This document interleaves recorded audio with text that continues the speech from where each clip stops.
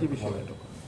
গতকাল sub zonal development officer এবং deputy principal officer পদে নিয়োগের যে বোর্ড মেম্বার প্রদীপ দেববর্মা আমাদের কাছে একটা কমপ্লেন করেছে যে 9 তারিখ তাদের একটা এক্সামিনেশন ছিল, কিন্তু 8 তারিখে তাদের যে আনসার কিটা যেটা আছে এটা আউট হয়ে গেছে সোশ্যাল মিডিয়াতে।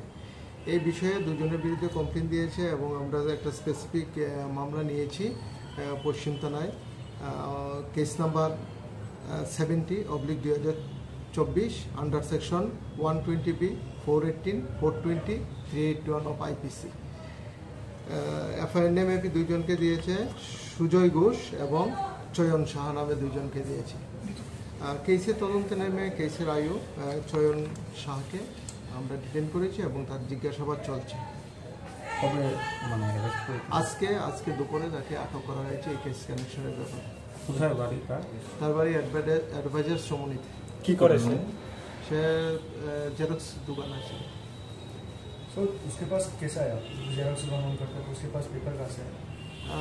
जो পেপার অ্যাকচুয়ালি কুয়েশন পেপার বানানোর জন্য মেম্বার যে চেয়ারম্যান ছিল, চেয়ারম্যান তথা মোহন জমাতিয়া স্যারের কাছে ছিল, তাকে জেরক্স করার জন্য দেওয়া হয়েছিল। চয়ন সাহাকে জেরক্স করার জন্য দিয়েছিল বোর্ড চেয়ারম্যান দাতা মোহন জমাতিয়া।